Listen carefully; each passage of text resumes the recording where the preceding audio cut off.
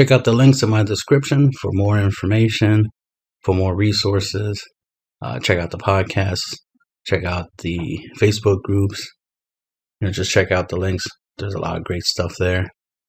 Comment, rate, subscribe, share, like, dislike, whatever you want to do. Card Games TV, Dragon Ball Super, Card Games, Masterclass. So, offense and defense, or attack and defense. Right? The main thing is that I'm trying to point out with this is that the game is simple. It's like tic-tac-toe. It's not like chess. It's all about attacking, defending. Not too different from fighting, right? And granted, you could say, oh, there's extra stuff to fighting, like grappling, mind games, and weapons, so the list goes on. You can add extra layers to it, but ultimately, this all boils down to offense and defense, right? Depending on, even if you counter, right, where you don't attack until your opponent attacks, right? And your attack is dependent on their attack. So what they do determines what you do. But that is obviously still a defensive strategy. It's a defensive strategy where you don't just defend, you react to your opponent's actions. You do your counteraction, which, you attack based off of their attacks, right? Kind of like fighting fire with fire. So that's essentially what counter is, right? Fighting fire with fire. Defense is just absorbing damage, redirecting damage, preventing damage, that kind of stuff, right? And offense is about dealing damage. Ironically, you can use an attack as a form of defense, right? Strongest defense is a strong offense, as they say. But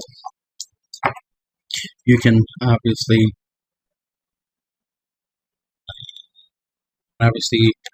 do things that can get you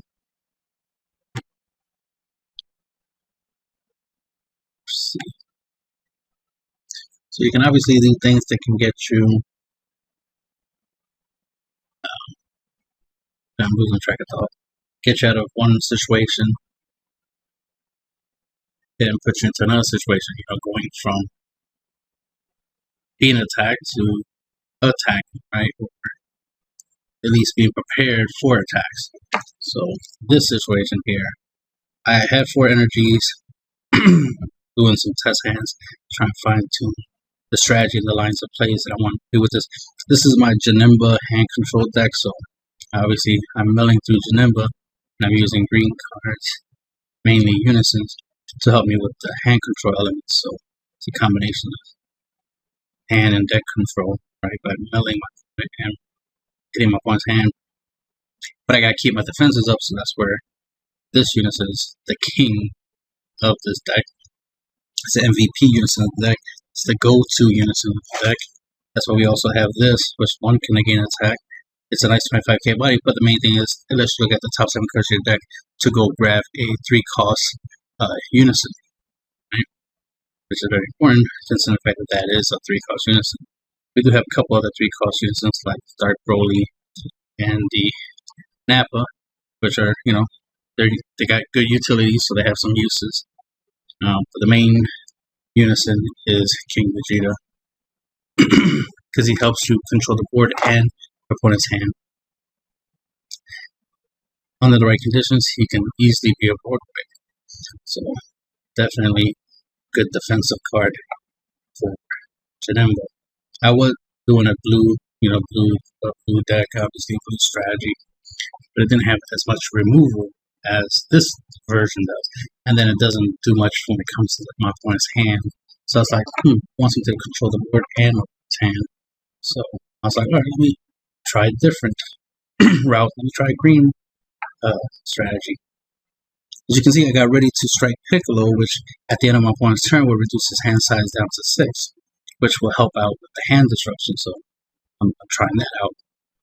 So the idea here is that on turn 4, instead of tapping out 4 and playing this Piccolo, which is a good Piccolo, don't get me wrong, does have the ability to KO on my opponent's battle cards, so that right there gets rid of defense. So the idea here is a good defense is by getting rid of your opponent's offense. So that's the strategy I'm going here, is using cards that I can use every turn to control my opponent's board, right, to keep things off the board.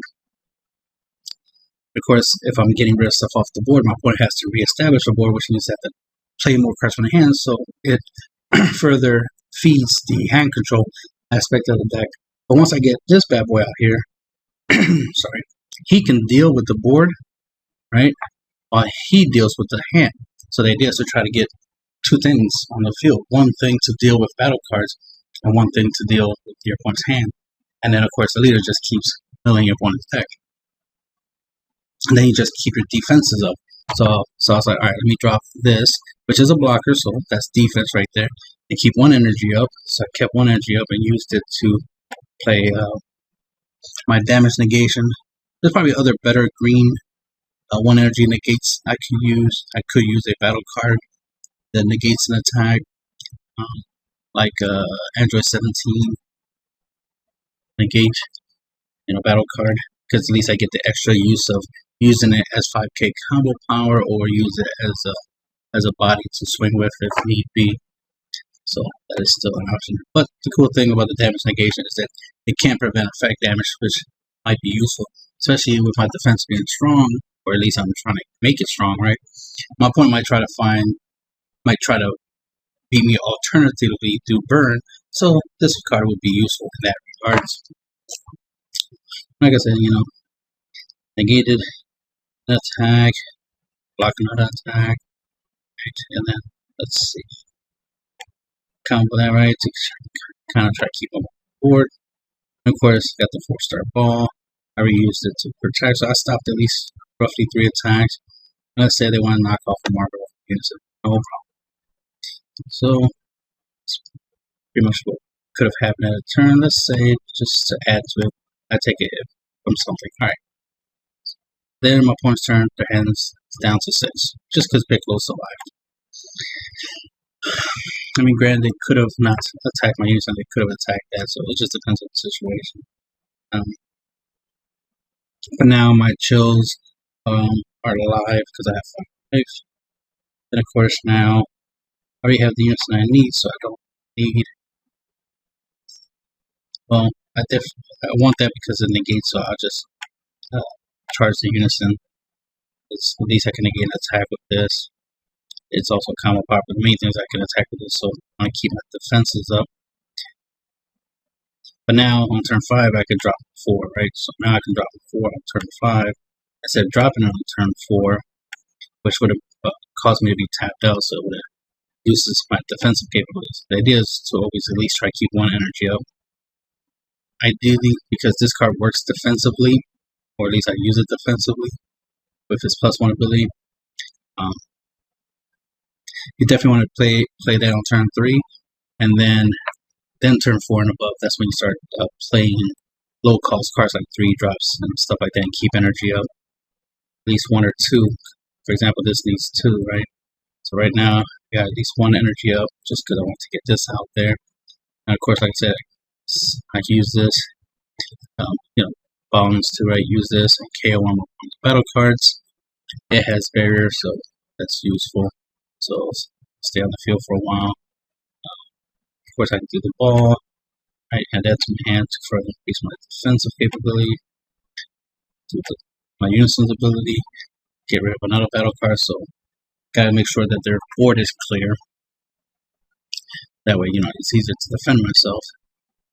Now, of course, you could be like, oh, why don't you use Piccolo? Use Piccolo to attack the battle.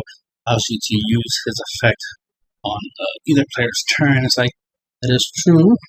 The thing is, sometimes you don't want to let your opponent attack with something. This helps me get rid of something that's already on board before my opponent gets to attack with it, because it could be a problem. Let's say they have something that ignores barrier and KOs something. Well, I don't want them to swing and KO my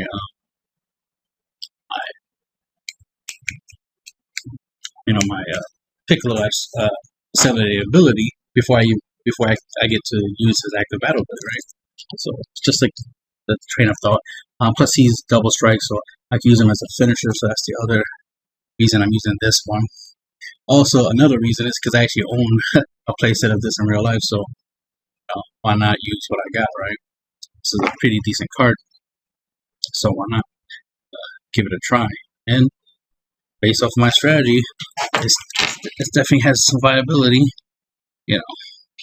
So here, like I said, get rid of something.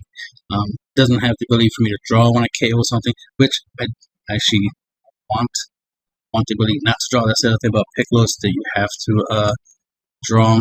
Another thing about Piccolo similar ability is that it does 5 or less. This can hit anything, so the types of cards I'm thinking of dealing with, this Piccolo similar ability wouldn't be able to deal with. So this is definitely the better choice. Part of why I bought the playset, right? Because it's a good card. It can hit any battle card. So bang, right, bang. And now I can swing with the leader and get my draw for the leader. I don't want to draw too much because I don't want to take myself out. See, I got Goku. Do have a ball in the drop, so I could play this and go grab it, so I can further increase my defensive capabilities, especially since I have these that I can play for free. Don't really need energy like that, so I could go that route, right? Just further increase my hand size. And if I just so happen to go up against hand control, at least I have 2 cards I can pitch for them, and I can always get them back. So I got some anti-hand control elements in the deck. I have hand control elements in the deck. I got board control elements in the deck. I got mill. I got a lot. I got a lot going on. I got the maximum hand size, elements in the deck. What's ironic is I look at most of the cards. I'm like, I have a couple Piccolos in here. I got a couple Piccolos. This is almost a, Janimba Piccolo deck.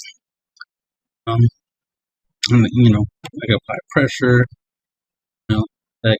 That type of good stuff. There you go. Remember, the whole idea is mainly to mill. It's not really to be attacking, so that's why I just keep it. Mainly, I'll use my another thing about him having he has double strikes. Obviously, he's useful against unisons, so he'll help me kill unisons if I need to. So he can get rid of battle card with his effect, swing at a unison. I mean, especially if there's blockers. That's another thing about board control, right? Is if your opponent has blockers, then you're trying to do some damage. I am trying to incorporate at least crit in here, so gotta double check the deck. Let me see. I got this here. Don't have crit. I might take him out. I mean, he has some potential. But I might take him out. Like I said, I'm just experimenting with some stuff. Some of these cards, already good. Pretty much everything from King Code down. Pretty much gonna stay in the deck. They working. They're doing their job. This Kami is starting to put in some work. Some synergy. Since Shinron can help add more mill to the deck and defensive capabilities. So they'll probably stay. But this Maiden, Devotee, and the Iron Hammer of Justice Android 16 might not make it. The Piccolo definitely has potential because there's certain decks where your opponent's hand size is going to be thick, and I've played against Trunk Jita a lot, and for some reason is always my round 1 opponent. There's always, every time I play competitively, round 1 Trunk Jita. So it's like, okay, I'm gonna need Ready to Strike Piccolo, and I might have a playset of it. If not, I'll order it, but should have a playset of it for this strategy. It's like, this will help me reduce those decks that just love to draw ungodly amounts of cards. Back in the day, this didn't seem to be too good just because most people hand size typically were smaller, but now with everybody drawing 10, 20, 30 plus cards per turn, this actually has more use now. Sucks it doesn't have barrier, but hey, it'd be too powerful if it was with barrier. So let's move back to. So like I said, attack and defend. This game is simple. It's about attack, is about defending, which is why you have only to choose between playing aggro, an aggro deck, or playing the defensive deck, right? You know, like a Hatchiak, a Bulma, or something of that nature, right? There's decks, they're very defensive, and decks that's very offensive. And of course, there's mid-range, which try to do both. And then there's control. It just tries to slow your opponent down, whether they're, you know, especially if they're going aggro, their control tends to try to slow them down, try to control the board. As you can see here in this deck, I have certain elements that tries to help me control, like control my opponent's hand, right, through hand destruction, control their board through board destruction, right, even milling is a form of control.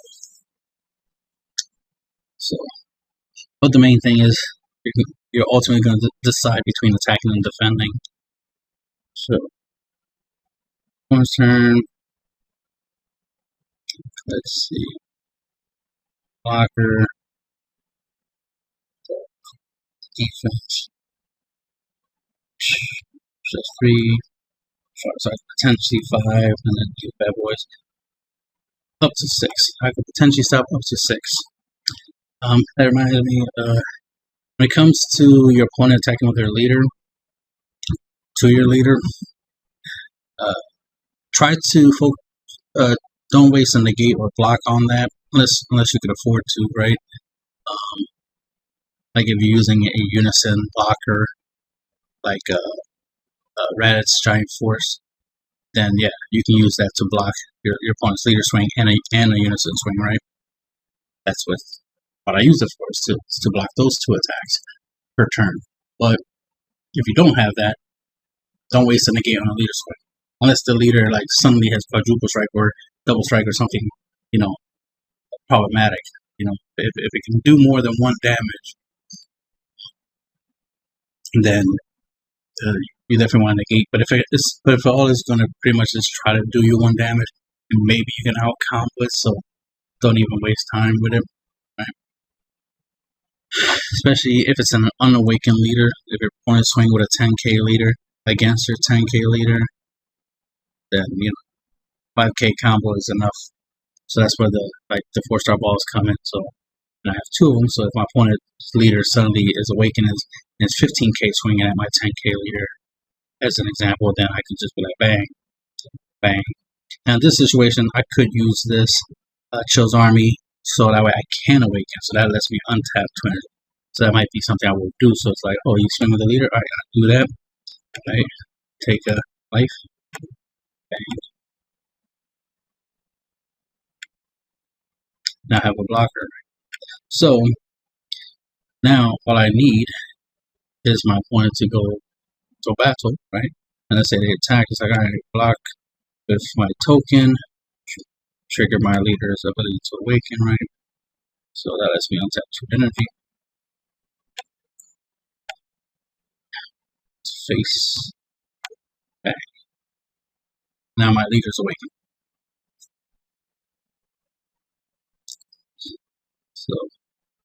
So leader's awakened, got 2 energy, and then the token goes away. So now I'm at 4 life. Now I increase my defensive capabilities. So I stopped 2 attacks. Now I still got a blocker. Got this type of attacks, that's 2. This I could block 2 more times, that's 4. Oh, I actually have another one, so that's 5, 6. And I can potentially outcome 7.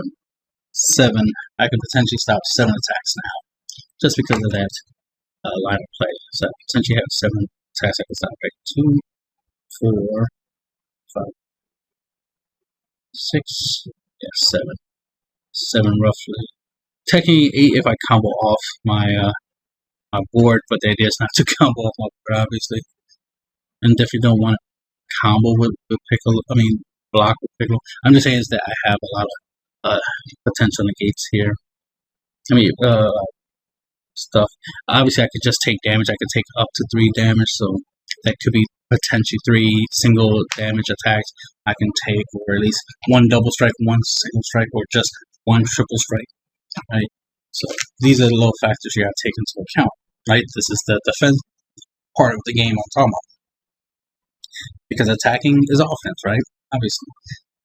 Blocking, comboing, negating, or even just taking the hit.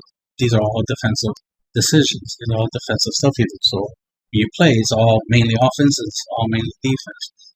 And when decisions you make. The only things that's outside of offense and defense, right, would just be stuff like burn, mill, things of that nature, hand control, right, board control. These are extra other elements that are outside of attacking and defending. But the most common thing you're going to do is attack and defend.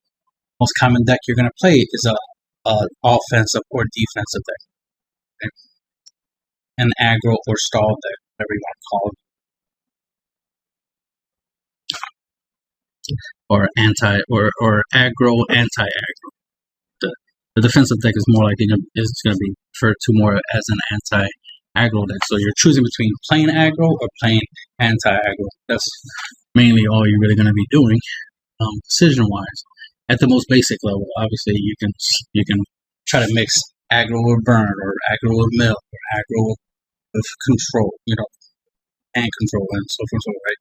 But the core thing, you're choosing either offense or defense, and then you add whatever extra spice or whatever extra capability you want. Just like how I'm combining hand control, board control, right, with mill. And of course, I have a lot of defense, so I'm obviously playing the defensive strategy, and board control is part of my defensive capability. But then I have hand control options. Yeah, I think that's what I should do. I mean, technically, this is hand control right here, obviously, but I would like something extra that can potentially, at least once per turn, besides the unison, pluck another card out of my opponent's hand. So being able to pluck 2 cards from opponent's hand would be something I would want. Right now, I have the ability to pop at least 2 of my opponent's battle cards per turn, so that's very useful defensively. But I would like to be able to rip 2 cards from my opponent's hand every turn, so that's something I have to look into, find something that I can use for that. And Janemba already does 2 mil, so it's the 2-2-2 split right there, right? 2 mil, 2 pops, 2 drops. I call it that. Yeah, right? Bars. All rhyming, right?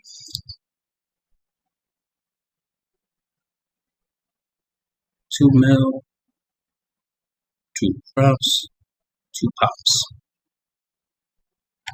So that's what I'm missing. It's just one more card that can rip cards out of my opponent's hand. So I'll find that. It has to be something that I could use to rip cards out of my opponent's hand per turn.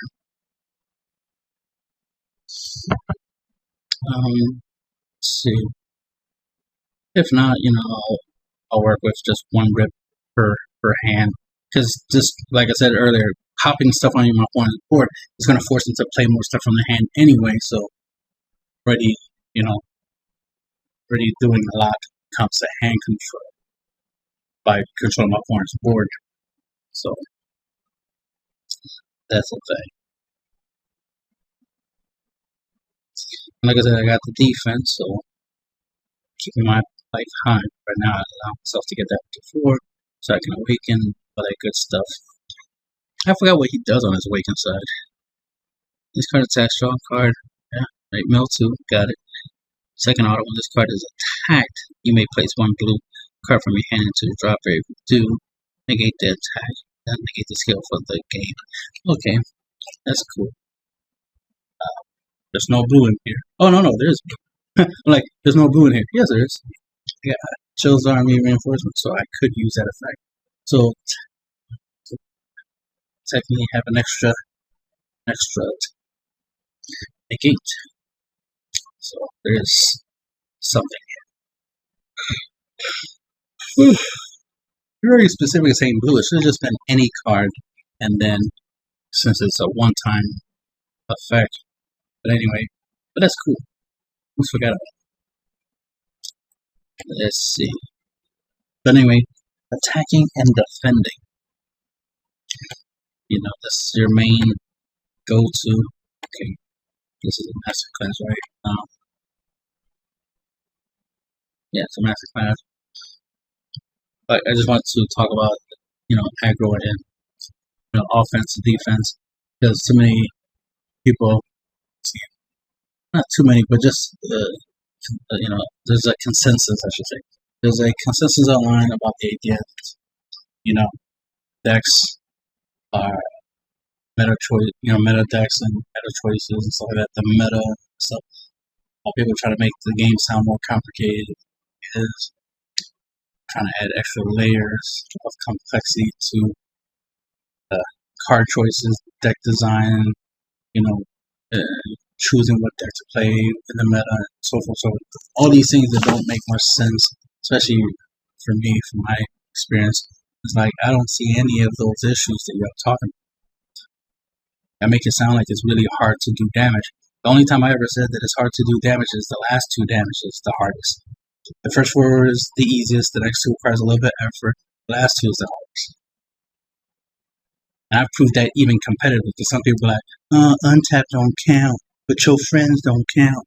You gotta do that shit in competitive, in tournaments and stuff, and then it'll count. It's like, okay, well, I've been to a regional, I've been to a 1K, and I've been to 3 local.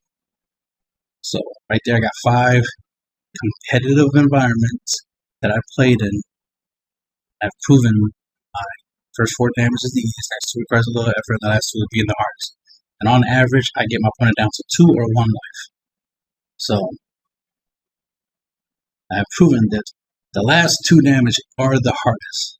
Because if they weren't, then I just bang W all day, every day, right? So they're the hardest. So I already know that's a fact. Already proven that's a fact.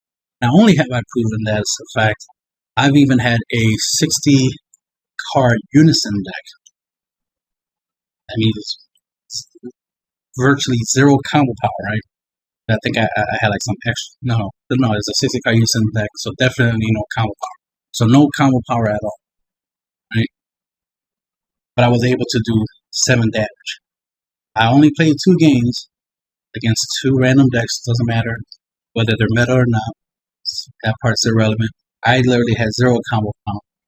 I was just playing unisons, right? And I had like the same unison for like a couple turns before I swapped it out to another unison, right? Clearly, most of them were blocker unisons. Obviously, I got to defend somehow, because if I have no defense, right, then I'm just taking damage every turn, right? Common sense. So, clearly, Red Giant Force was putting in a lot of work in that strategy. This is mainly a blue unison deck, obviously. That's putting in work in that. So, and I was able to do 7 damage.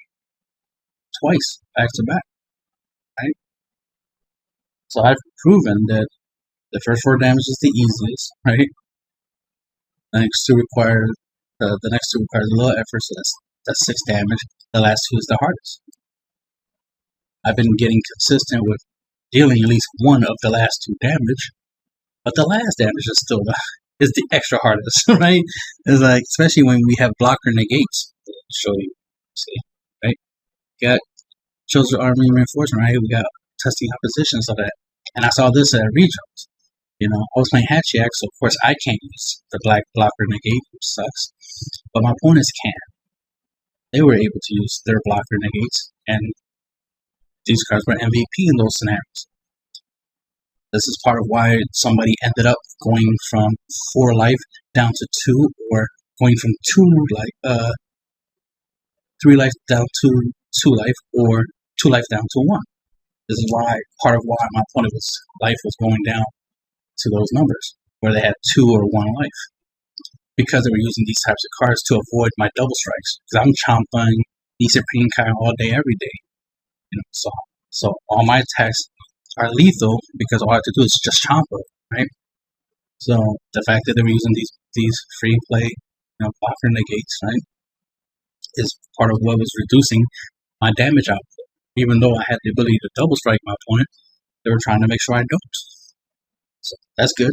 Not saying that they're doing anything wrong, obviously. That's what they definitely should do. If not, they're just going to take L's. But the point is that that exists, and that's why it's hard to do the last 2 damage. Because we have stuff like this. We have Baby Hatchiak. Somebody Baby Hatchiaked me at the event. Right? So, it's like these free negates, exist. I can't say that I wasn't playing anything for free because I had Spark and Negate. I had my Power Burst, so I was putting that to work. So I had something. Might not be no blocker negate, but it's still a free play negate, so it still matters. I still used it to stop, a couple double strikes here and there. So I can't say that I didn't have something similar.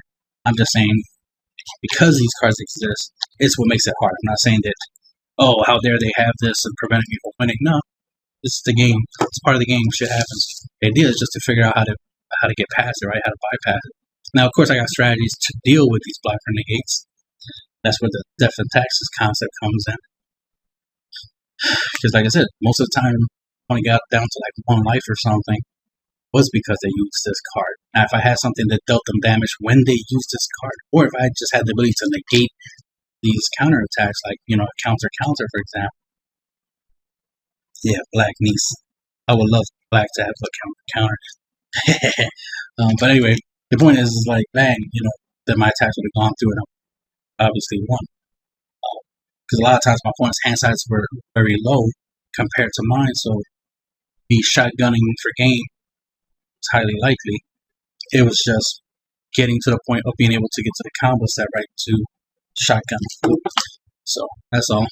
That's what I said. Is the last 2 is the hardest because your opponent's gonna literally do whatever they can to prevent that. Not only that, they're going to be prepared for that. Once their life is low, they're going to keep their defenses up. They're not going to charge their blocker negates. They're going to keep them because they know they're going to need to use them. Because at some point, something with double strike is hitting the board at any given point in time. They need to be able to defend against it. Something with dual attacks is going to hit the board at some point. They need to be able to stop 2 attacks, right? So obviously you're going to keep these. These are good cards. That's why we all, have them. Even though this deck is largely green, since my leader's blue, I got to play the blue one, right? Obviously. So that's why I got blue in the deck. And the deck is largely green because the leader's blue. But like I said, offense, defense. I don't want to keep trying to figure out other stuff to say. I just really want to talk about simple the game is, offense, defense, right? Attacking, defending. That's the main thing you have to choose from, and then whatever else you add on top of it, it's on you. You know what I mean? It's not that different from like choosing a sandwich, and then be like, I want a ham and cheese sandwich, or I want a BLT, or I want a peanut butter and jelly sandwich. Like a sandwich is a sandwich, right? So it's just a matter of like, what's your flavor? Do you like aggro hand control, aggro burn, aggro control, right? Aggro mill, like whatever. Aggro mill sounds funny. Yeah, there's 2 potential ways of winning. Kill your opponent through a bunch of quick attacks or deck them out. So aggro definitely sounds like a good strategy. I mean, I do like playing aggro. Mill is a good win con, especially with everybody drawing a shit tons of cards. And also, a lot of my games at the regionals, I played against 2 Trunks Vegeta decks, round 1 and round 6. So obviously, if I had some mill cards, I would have milled them out and just won just that alone without even having to, win through battle. And that'll be the end of the video.